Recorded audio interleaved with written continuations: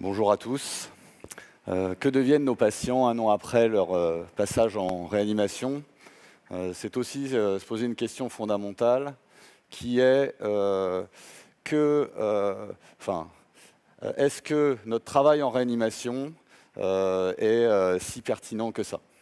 Parce qu'on ne veut pas seulement que nos patients survivent à la réanimation. Nous, ce qu'on veut, c'est un conte de fées, qui survivent à la réanimation et puis ensuite qui vivent très longtemps, heureux, avec beaucoup d'enfants si possible.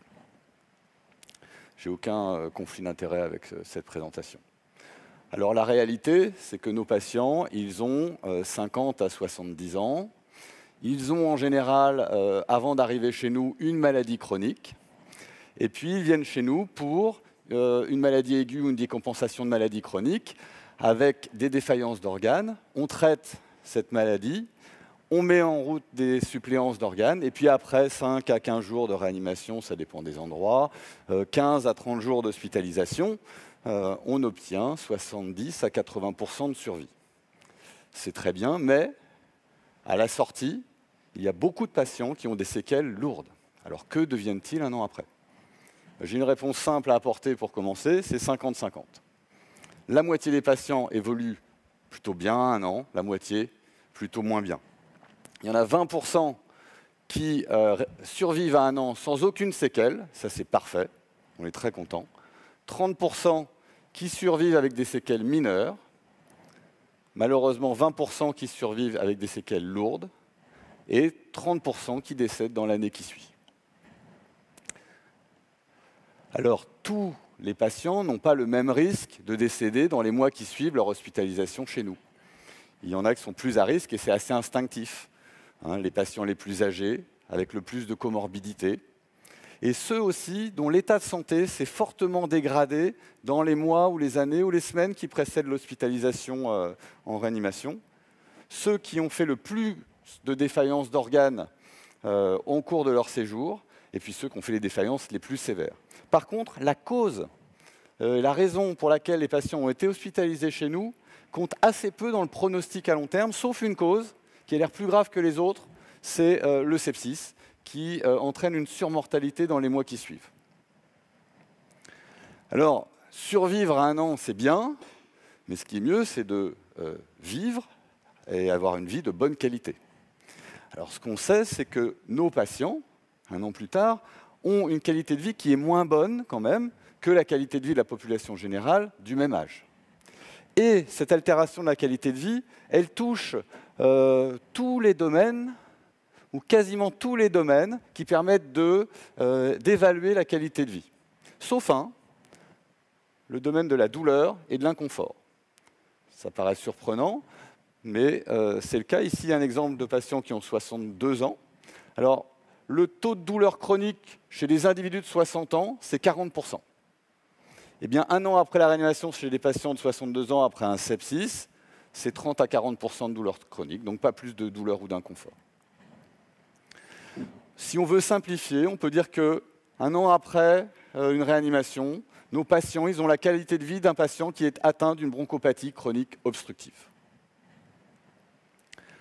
Alors, une des raisons pour laquelle nos patients ont une altération de la qualité de vie, peut-être la raison principale, c'est qu'ils ne sont plus en mesure de réaliser tous les gestes de la vie quotidienne qu'ils pouvaient faire avant leur arrivée chez nous. Ils ont une perte d'autonomie. Et alors vous allez me dire, oui, mais c'est parce qu'ils sont vieux et ils avaient déjà une perte d'autonomie avant. Oui, pour certains, mais pas que. Si on suit les petits triangles ici, 5 ans avant, 3 ans avant, 1 an avant, ce sont les patients qui avaient 0 activité infaisable de la vie quotidienne avant d'arriver chez nous.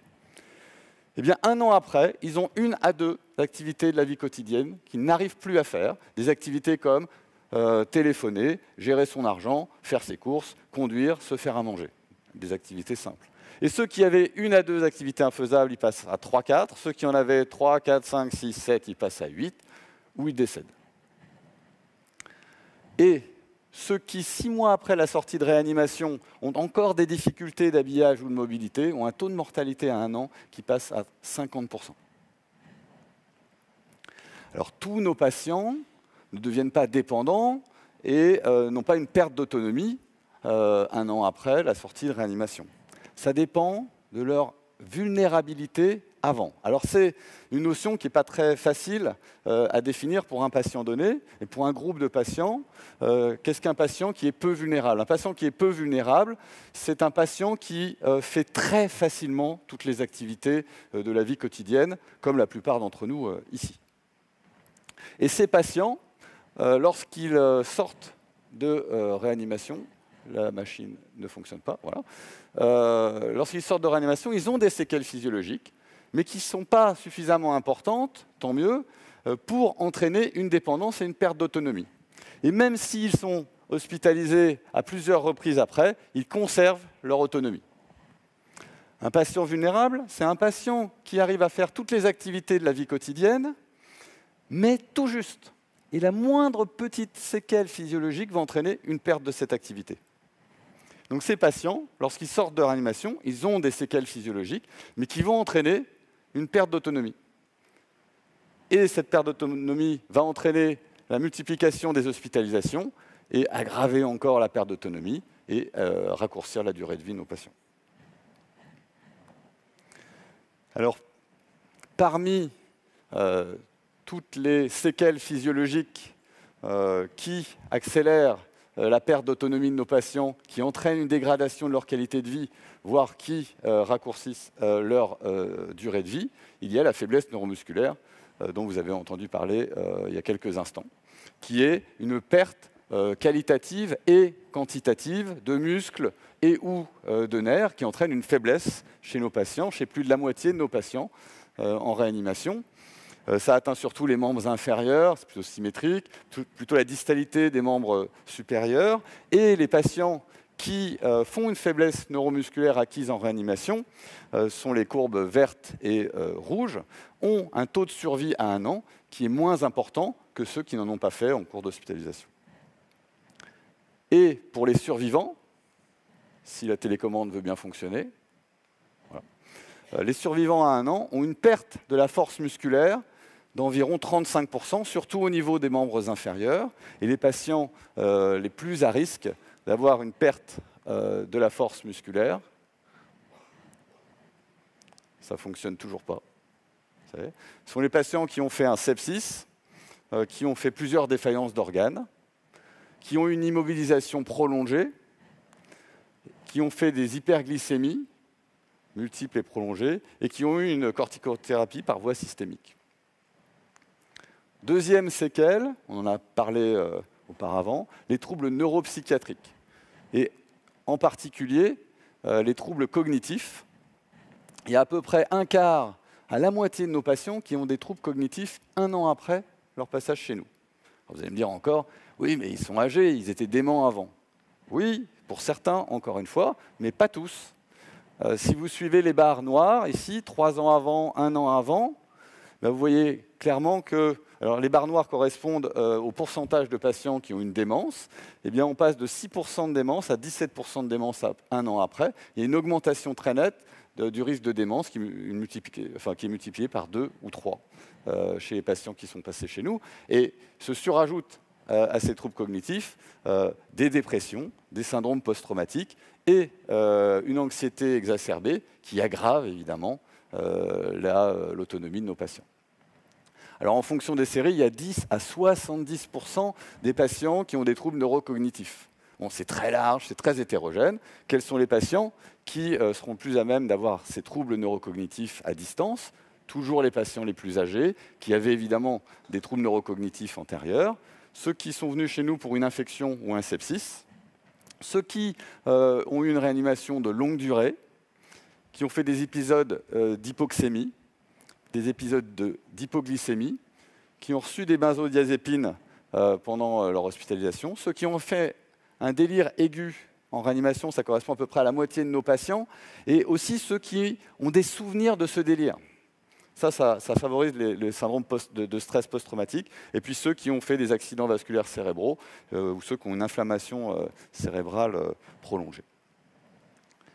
Troisième séquelle physiologique, l'insuffisance rénale chronique, et surtout l'insuffisance rénale chronique terminale, qui nécessite des séances d'hémodialyse, 3 fois par semaine ou plus, ou une transplantation. Alors ça touche surtout les patients qui ont fait une insuffisance rénale aiguë pendant qu'ils étaient en réanimation. Et encore plus, ceux qui ont nécessité une épuration extra-rénale pendant leur séjour. Et parmi ces patients, ceux qui ne récupèrent pas une fonction rénale normale à la sortie de l'hôpital, sont les courbes jaunes et rouges, ici en bas, ont un taux de survie à 1 an qui est moins important que ceux qui ont récupéré une fonction rénale normale à la sortie. Et parmi les survivants à 1 an, ceux qui ont fait une insuffisance rénale aiguë en réanimation ont 10% de risque d'avoir une insuffisance rénale chronique terminale. Et ça peut monter jusqu'à 45% chez ceux qui ont nécessité une épuration extra-rénale pendant le séjour en réanimation. Alors, les facteurs de risque, encore une fois, les gens les plus âgés, qui ont une insuffisance rénale chronique préexistante, c'est assez logique, ceux qui ont reçu des grosses doses de néphrotoxiques, comme les produits de contraste iodé, certains antibiotiques, etc. Et puis c'est aussi associé à une hypoalbuminémie. Les complications cardiovasculaires. Il y a très peu de complications cardiaques. Enfin, les gens sortent avec peu de séquelles cardiaques de leur réanimation et assez peu de séquelles vasculaires. En fait, ce n'est pas des séquelles à la sortie. Il y a une augmentation des accidents cardiovasculaires dans les mois qui suivent l'hospitalisation, de 30 à 65%. Parce qu'en fait, les gens sortent avec une inflammation chronique persistante des vaisseaux qui entraîne une accélération de la progression des plaques d'athérome et une déchirure de ces plaques. Une augmentation du risque de déchirure, plutôt dans le cerveau que dans le cœur. Et ça entraîne des accidents vasculaires cérébraux, des accidents ischémiques transitoires et des infarctus du myocarde. Et au final, c'est 30% de nos patients qui vont faire un accident cardiovasculaire dans l'année qui suit leur sortie de réanimation. Alors, quels sont les patients les plus à risque? Ceux qui avaient des antécédents cardiovasculaires et ceux qui ont fait une ou plusieurs complications cardiovasculaires pendant leur séjour chez nous. Ensuite, les complications infectieuses touchent surtout les patients qui sont venus chez nous pour un sepsis. Et ceux qui sont venus chez nous pour un sepsis sont à haut risque d'avoir des récidives de sepsis et donc d'hospitalisation, de nouvelles hospitalisations en réanimation dans l'année qui suit pour des infections. Et ce risque est multiplié par 9 dans les années qui suivent, donc à 1 an, et ce risque qui se poursuit encore jusqu'à 8 ans ou peut-être plus. C'est à peu près 15% des patients qui ont été hospitalisés pour un sepsis en réanimation qui vont revenir en surveillance continue ou soins intermédiaires ou en réanimation dans l'année qui suit, à nouveau pour un sepsis. Toujours les plus fragiles, évidemment, les patients les plus âgés, qui vivent en maison de retraite, qui ont un faible niveau socio-économique, et ceux aussi qui ont eu une longue réanimation, avec des longues durées d'antibiothérapie, qui ont fait une infection nosocomiale et qui sortent avec du matériel étranger ou un cathéter.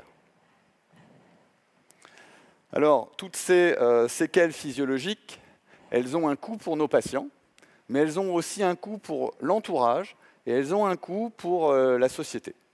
Donc j'ai mis 2 exemples parmi d'autres. Tout d'abord, l'entourage. Dans les années qui précèdent une hospitalisation en réanimation, les conjoints de nos patients, il y en a certains qui dépriment, et la dépression touche moins de 20% d'entre eux. Et 1 an après, il y a une augmentation de 15% des dépressions chez les conjoints, et ça persiste jusqu'à 3 ans. 3 ans après. Et ce, même si le patient n'est pas décédé. C'est-à-dire que si le patient est décédé, il déprime plus. S'il n'est pas décédé aussi, parce qu'il y a un choc psychologique lié à la découverte de la réanimation, à l'hospitalisation en réanimation, un choc psychologique éventuellement lié au décès de leur conjoint, mais aussi lié aux difficultés de retour à la maison après. Deuxième conséquence, le coût un